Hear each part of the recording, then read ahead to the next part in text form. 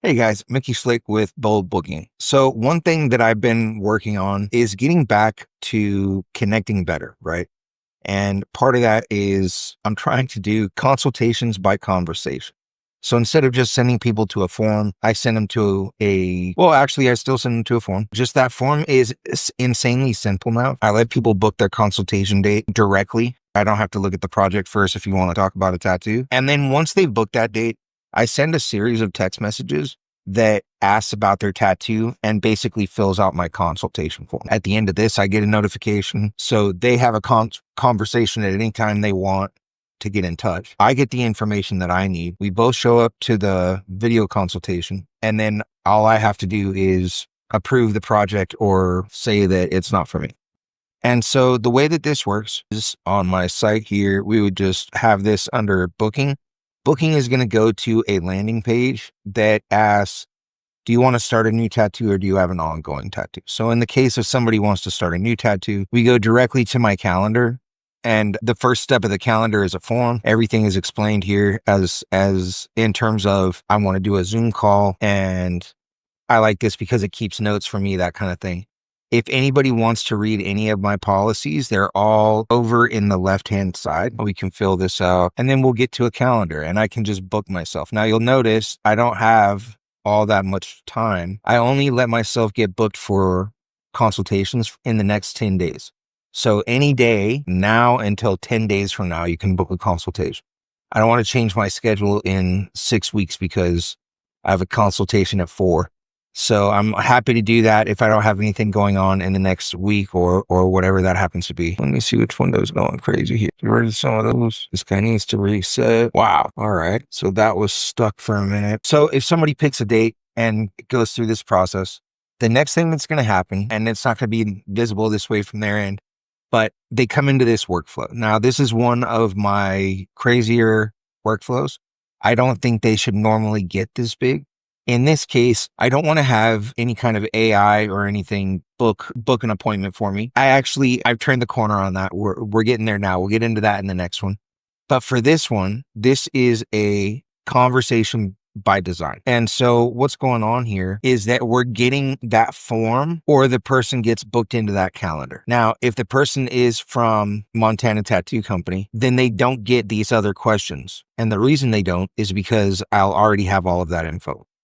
Okay, so once we're over here into this workflow, when none of the conditions are met, meaning they don't have this tag, they're just going to come down this main branch of the workflow. They're going to get assigned to the robot account. They're going to see if they have this consultation has been done. If the consultation's already been done, then we don't want to do it again. So then what we're going to do, we're going to send them a message that says, hey, I saw you booked a Zoom call. I need some more information. Now, in this case, it says, hey, I handle booking details from Mickey Schlick. We're not really saying that it's a robot. We're not trying to obfuscate it either. We're just using the term that gets the point across without causing too much thought in the matter. We want people to answer and we want them to give us the information. And we don't want to create too many problems. That's why texting is great for this. You can't hear it, so you can always hear it in the bots. However, it's getting very good, and we are going to talk about that shortly. So we wait for the contact to reply, and then we ask them questions in a measured way. I like to ask them questions. I start by location, and then I end with what is the tattoo description. The reason being, if you ask for tattoo description first, I find they'll just kind of word vomit everything out all at once. And it's easier if you can kind of pace that. Where are you coming from? How big are you thinking about doing this? Do you have a budget in mind? Are you doing this in color or black and gray? What is the subject matter? Now tell me everything. The other thing you can do with that method is you can make it so that once tattoo description is filled out, it automatically triggers the next workflow. If you know that across the board, you're going to ask that question last, then you can make it so that when that box gets filled, no matter where it's at, it triggers a workflow that sends your client directly to you. So we get all the way down here and that's fine. That we have a finisher that says, sweet, that's enough for me to put together some ideas for us to talk at our meeting. See you there. Generally, people like it. It's pretty smooth. People don't really catch it that it's not me. And when they do, once I do talk to them about it, because I'm pretty open about it in my sessions with people, And I'm pretty proud of it. I built it all myself. It's me having the conversation. I didn't imagine these things. This is how every customer has gone for 20 years. And so I'm just putting the answers. I'm imagining their journey as a client with my services and making sure that the information they would be looking for at that point is there right when they need it. I also have it set up so that when we do have our consultation 10 minutes out, I get their entire consultation form again. So this is a conversation for them.